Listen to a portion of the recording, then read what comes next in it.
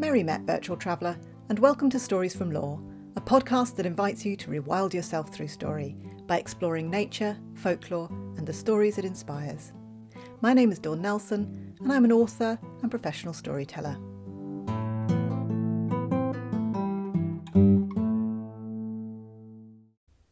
Well, it's been a while. As many of you will know, I've been away completing a year's contract working full-time with the South Downs National Park. It was a great opportunity and I really enjoyed the year, but now I'm back to freelance life and I'm hoping I can bring you folklore and stories more regularly, starting with the long-awaited second episode of Season 4. The theme for this episode is Strawberries Fair. But before I get started, there's just a couple of little housekeeping things that I'd like to bring you up to date with. Some of you may remember that I had a Patreon available for followers, but that I made the decision to close this down while I completed the aforementioned contract. I have in fact moved across to Substack, and I know many of you have followed me there, but if you haven't yet, if you'd like to follow it, the Substack's called Ceridwen's Cauldron, and I'll place a link in the show notes for you. Well, on Substack, I can provide a free newsletter, host this podcast, and I can provide a membership platform which has extras for paid subscribers. If you're interested in that, subscriptions are just £5 a month. That's less than a pint at your local, depending on where you live, of course. But I do hope that you will consider hopping over there to subscribe as either a free or paid subscriber in order to support the podcast and my work with stories and folklore. On the podcast front, each episode in Season 3 had a folk song with it, but I've decided not to include these in further episodes of the podcast. I really love learning and singing folk songs, but it does take time, so I've decided I will save those for when I can do them justice. For now, admin out of the way, for this episode, I'm exploring the folklore of the humble strawberry, both wild and propagated, with lashings of cream and perhaps a scone or two. Let's begin. Grab yourself a cuppa, find a comfy spot, and travel with me to a bell tent named Buzzard in Wales, where earlier this year I was having a morning cup of coffee and breakfasting on fresh strawberries.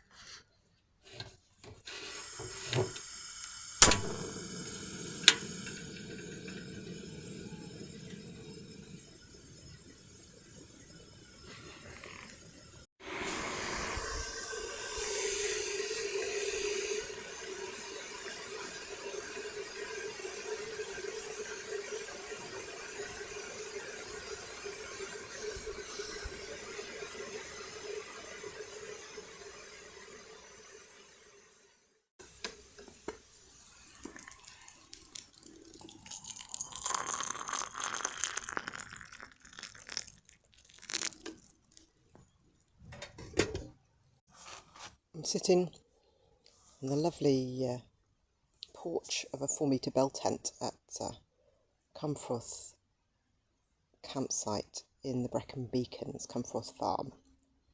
It's my lovely storytelling friend Pridey's campsite and farm and family home. And on the way here, when I got off the train, we went to a little local food store. And I bought the most delicious strawberries. They're deep red and they taste so sweet. And I am enjoying the view of the Black Mountains. In the evenings, I'm told, at the very end of that spur, the sun goes down behind it. So hopefully while I'm here, I'll get to see that. But for now, I'm enjoying my breakfast with these wonderful strawberries. It's a magnificent view. In a very quaint little kettle.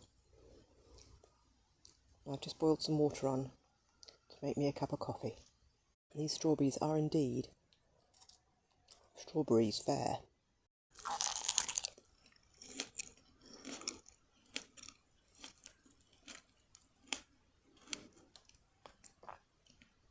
Friday did tell me which mountain that was in front of me, but I can't for the life of me remember. I'm pretty good, as you guys know, at the Welsh names within the stories that I tell, but remembering the names of the landscape is something that I'm yet to master. Of course, the Brecon Beacons is now known as Benai Breceniog, a renaming of an ancient landscape to encourage connection and custodianship. Of course, connection and custodianship is what it's all about. And my friend Pridey, who has lived here and slept out in the wilds in this landscape, knows it so well and knows all the names for it. And she's rooted in it, has her own names for it. And that's what it is to be a part of the land.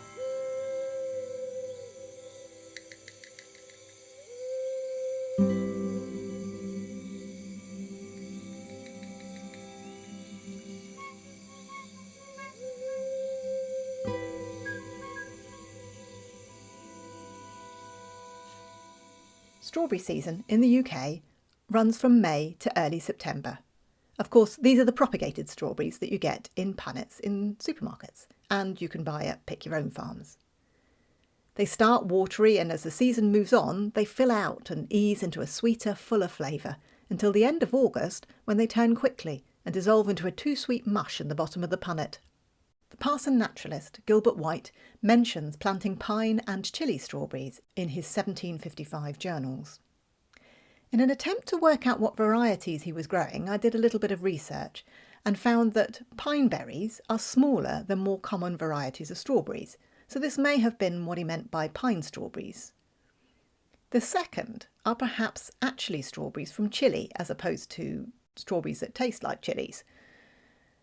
They would have been available to Gilbert as he was a keen gardener with plenty of connections with which to swap plants and specimens. But where did they come from if they are Chilean? Well, here's an interesting bit of history about the strawberry. Amédée François Fraisier was a French military engineer, mathematician, spy and explorer who lived from 1682 to 1773, a contemporary of Gilbert's who was writing in 1755 in his journal. Fraisier was the first to bring back specimens of the chili species of strawberry, and he is best remembered for bringing back 5 specimens of Fragaria chileensis, also known as the beach strawberry or Chilean strawberry. If you heard me say that surname, Fraisier, and think, well, that's very reminiscent of the French word for strawberry, frais, well, it's very unlikely that that French word had anything to do with Fraisier's nomenclature. However, he is firmly embedded in the history of the strawberry, and it is him we have to thank for the deep, red, plump fruit we now find on our supermarket shelves. These are a cross between 2 species hailing from the Americas. Of course, we grow strawberries in this country, and you can buy UK-grown strawberries with ease when they are in season, but they are, of course, descendants of these Chilean strawberries. It is the wild or alpine strawberry that is our native species here in the UK, although even this tiny jewel was not here until the Romans introduced it. John Wright, in his book, The Forager's Calendar, notes that the tiny wild strawberry is now considered near threatened in England, as it isn't really found in very many truly wild places. Going back to the subject of the French word frais, which is the word for strawberry in French, the Fraser clan of Scotland may well have links to strawberries too. I have Scottish heritage, and the clan I am linked to through my grandfathers is the Frasers. It is said that they were French strawberry pickers, and there's a strawberry on some of the clan symbols. However, this is a bit of a romantic story about where the clan may have come from. Others argue that they weren't strawberry pickers at all, but that the fray instead refers to defresel, which means ribbon or braids. So we either skipped through the fields of strawberries or danced around a ribboned maypole. Who knows? Such is the wonder of the languages of the British Isles, and, of course, our surnames. Either way, they did hail from France. For some, the first strawberry of the season should always be given to the birds, and this certainly happens in our garden. When the little wild strawberries start to grow, we always make sure we leave some for our feathered and furred friends. I took great delight this year in watching a little mouse nibble away at a tiny strawberry or two before moving on to the yarrow. Each year, the perfectly formed wild strawberry flowers appear, 5 tiny white petals that eventually give way to green and then red fruits that are no bigger than your little fingernail. They herald the arrival of summer, and there are very few that remain by the end of August, as they have been feasted on by ourselves and the animals that frequent our garden. Although they can last much longer than this, and in some cases they can go on to be growing in December even. By August, though, it is time for their larger cousins to shine in their straw beds on the pick-your-own farms. This year was a very wet summer, and therefore a difficult year for strawberry growing as they sit close to the ground and rot easily with too much rain. Some think that the name strawberry comes from the fact that they sit on these straw beds. However, it is also thought that the name comes from the Anglo-Saxon words stray and berry. The stray is a word that describes a wandering, so to stray. It's a wandering quality of something that has runners, and you'll find a lot of runners on wild strawberries, and they certainly enjoy a good meander across the garden. So it is that it was possible that the Anglo-Saxons called these little tiny wild strawberries stray berries. Not only are they delicious in jam, decorating cakes and scones, and in summer puddings and trifles, but they also crop up in folk medicine. Strawberry leaf tea is supposed to be a very good cure for diarrhoea, but apparently some can be allergic to the leaves, so best to check you're not first, or a bad stomach might actually be the least of your worries. On the subject of strawberry leaves, a duke's coronet, known as a ducal coronet, is adorned with 8 strawberry leaves, which indicates their rank. I can't find a definitive reason as to why this is, but perhaps in days gone by they all had a persistent problem with stomach bugs. Who knows? Hopefully that's not a treasonous thing to ponder. Or it could be that there is a link to the 3 parts of the strawberry leaf as representative of the Holy Trinity in the Christian religion. And strawberries often grow at the feet of the Virgin Mary in paintings depicting her. And if you do a little bit of research around the subject, it's not long before you discover that actually the strawberry leaf is connected with the Christian religion, so it's possibly more likely to be that. Strawberries can also be found in the Elysian fields of Greek myths and in the paintings of Hieronymus Bosch.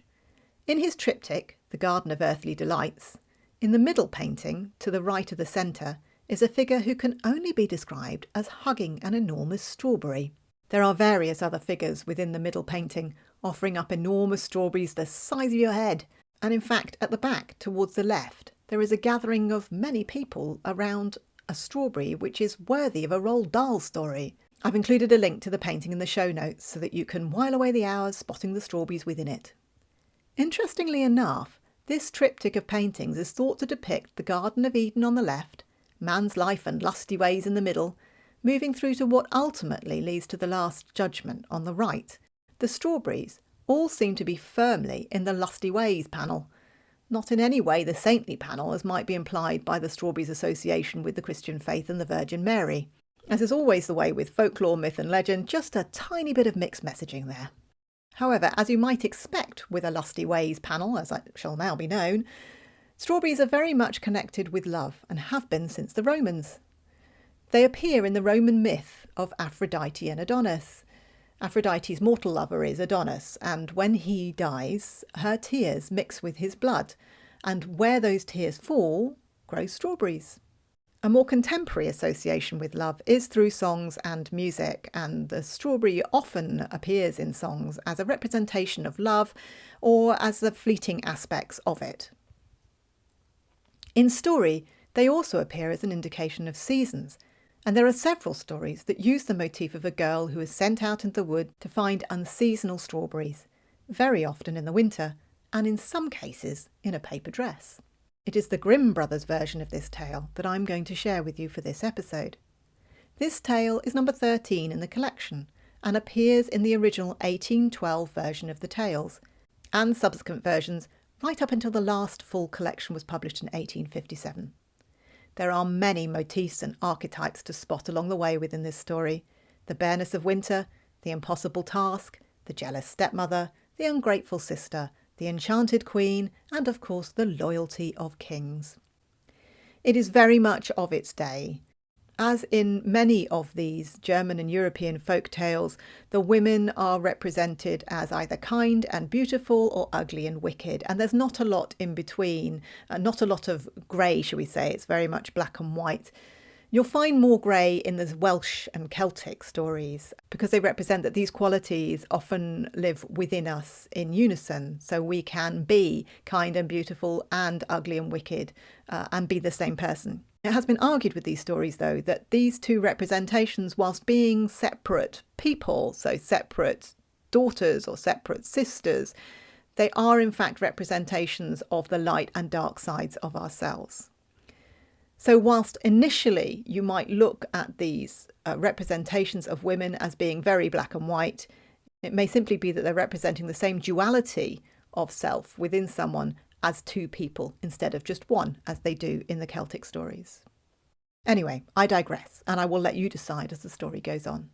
This story is known as The Three Little Men in the Woods, or sometimes The Three Little Gnomes in the Woods, and this is how it goes.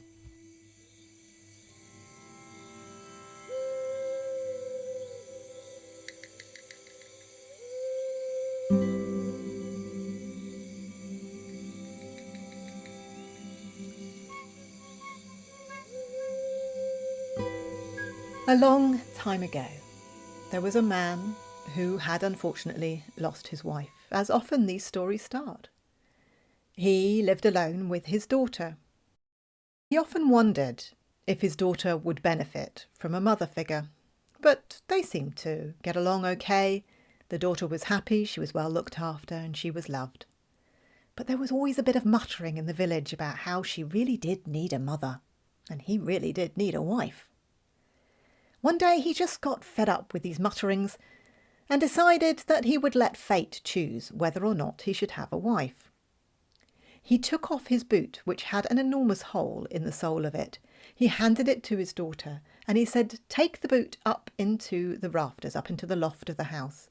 Hang the boot on a nail and fill it full of water. If the water pours out of the boot, then I shall not marry. If the water holds within the boot, well, then I shall marry." The daughter, who is extremely diligent and biddable, did exactly that. She went up to the loft, she hung the boot on the nail, and she filled it full of water. Somehow, the pressure of the water held the hole in the sole of the boot closed, and not one drop escaped from that boot. When she went downstairs to tell her father didn't quite believe her, and went upstairs to the loft to look for himself. Yes, indeed, the boot was still full of water and had not lost one drop. And so it was that he married. He married a woman who already had a daughter and had lost her husband, and they got on very well. She was not adverse to helping him on the farm, and the daughter, well, although slightly lazier than his own daughter, was not unpleasant. Time moved on. The weeks became months and the months became years. And, well, a jealousy grew within the stepmother. This jealousy grew from the way that the father looked at his own daughter and did not look that way at the stepdaughter. The way he always favoured that daughter, and the way that daughter's eyes lit up every time he came home. She wanted that bond for her own stepdaughter, but she knew that it would never really be there. And so, eventually, a jealousy and perhaps even a hate festered within her. This soon became a need for vengeance of some kind, and one particularly cold, dark winter, she came up with a plan to rid herself of her husband's daughter. She sat by the fire one evening, making a perfect paper dress for the daughter.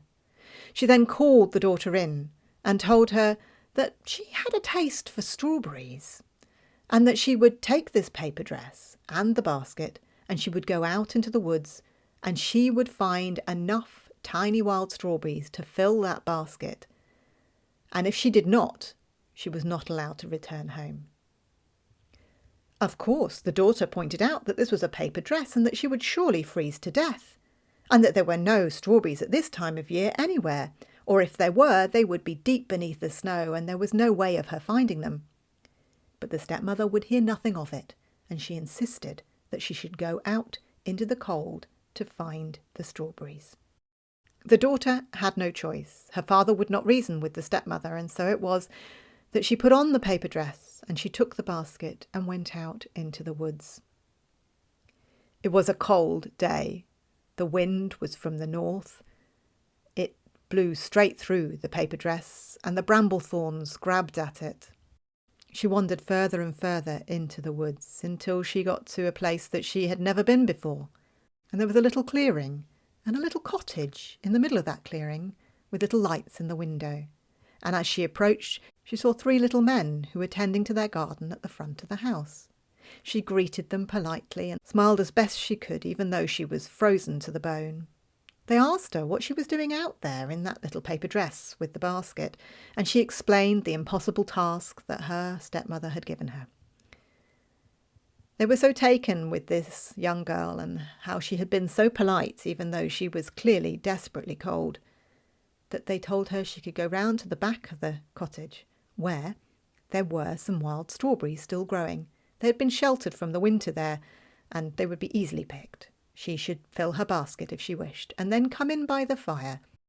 Once she had finished filling the basket, she did go in and warm herself by the fire, as the three little men had suggested, and as she was talking to them, they told her that they had bestowed her with gifts. The first one said that each day she would become more beautiful than she was the day before. The second told her that every time she spoke, gold coins would fall from her mouth. And the third, well, he said that one day a king would come and visit her and want her to be his wife, and she would become queen. Well, she was overjoyed with these gifts, and when she went to thank them, indeed, gold coins did fall from her mouth. She hurried on home, barely feeling the cold this time, for she had a full basket of strawberries, and her stepmother, well, she could be nothing but overjoyed, especially with the gold that now fell from her mouth. When the girl came through the front door, the stepmother was indeed astonished that her plan had not come to pass and that the girl had not frozen to death. Instead, she had returned with a full basket of strawberries. When she asked where she had found the strawberries, of course, when the girl replied, gold coins started to fall from her mouth. She could not believe her luck that now she had a daughter, not only who could find strawberries in winter, but who produced gold just by speaking. She asked her how this had come to pass, and she told her about the three little men. Well, as the days wore on and the girl did indeed get more beautiful and did indeed continue to speak gold, she realised that the third one would of course come to pass at some point. And so it was that she wondered what her own daughter might have bestowed upon her, should she go and find those little men in the woods. The following winter, she made her daughter a fur coat, and she gave her a basket and told her exactly what she needed to do, that she needed to go to the middle of the woods and find that little cottage and hope that those little men were there and be as polite and kind as she possibly could be. Well, listener, I think we all know how that went. Not so well. The little men were not at all taken in by the deception. They realised that this daughter was in no way as good-hearted as the first. And so it was that they told her that her gifts would be that her fur coat would feel like the paper dress they had sent her sister out in, that she would become uglier each day, and that she would die a miserable death. Terrified, the daughter returned to her mother, and she told her of what had happened. The days turned into weeks and turned into months. The younger daughter indeed did marry a king, and she became queen. And the older daughter, well, things did come to pass. She did become uglier each day, and as the winter set in once more, unfortunately, she became ill and died. Not long after her daughter died, so did her husband, and she was left miserable and alone. The mother, in her grief, was consumed by anger, and she went to her younger daughter, the queen, in the hope that she would be able to bring vengeance on the three little men in the wood. Of course, the queen would not. The little men had been very good to her, but she did offer her stepmother a place in the palace, with rooms of her own and anything she could possibly wish for. The queen took those rooms, but that anger still lived in her heart. Another year passed, and the queen became pregnant, and she soon gave birth to a prince. When she was weak and lying in her confinement, the stepmother lifted her from her bed and threw her out the window and into the river that surrounded the castle. She then told the king the next day that his wife had died in childbirth. Again, time passed on. In the river there appeared a little white duck. And one day that little white duck swam up and through the drain in the kitchen. The kitchen boy, on his own in the kitchen late at night, was quite surprised to see the little white duck, and even more surprised when the duck spoke to him. "Are my guests all sound asleep?" said the duck. The kitchen boy could do nothing but reply, "Yes, indeed, you can't hear a peep," he said. "How about that baby of mine?" said the duck. "He's asleep and doing just fine," said the kitchen boy. With that, the duck shapeshifted into what looked like the queen, although the kitchen boy knew she was dead. He thought maybe he was seeing a ghost, and so ignored the fact that she walked up the stairs and up to the child's room and fed the baby. She then came back down the stairs and changed herself back into a duck and went back down into the drain. This happened a few more times. Over time, the duck and the boy talked, and the duck explained what had happened, but that the king would never believe it.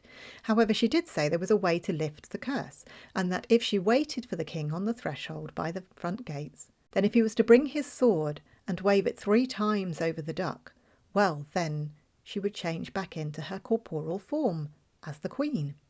The kitchen boy, who was obviously very keen to see the queen back with her king and justice done, went and told the king.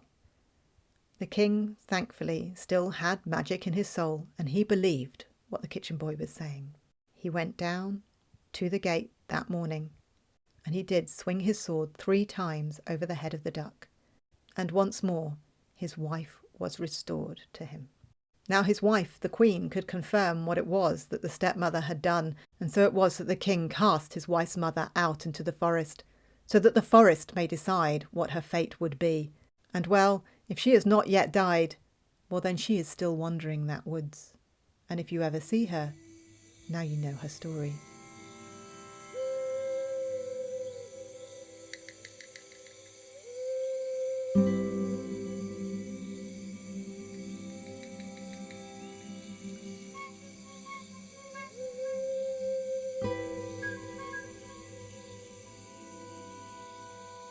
Thanks for joining me for this berry-filled episode. As I mentioned in the intro to this episode, for more folklore and stories you can subscribe to my Substack. Just hop on over to Substack and search for Cerridren's Cauldron, or use the link in the show notes.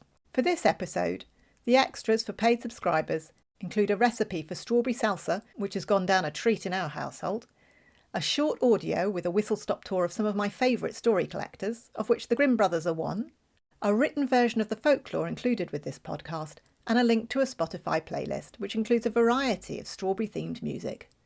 As well as Substack, you can find me on Instagram as @dd_storyteller and on Facebook as DD Storyteller. I hope to see you there, as I'd love to tell you another story. Until next time, toodle pip!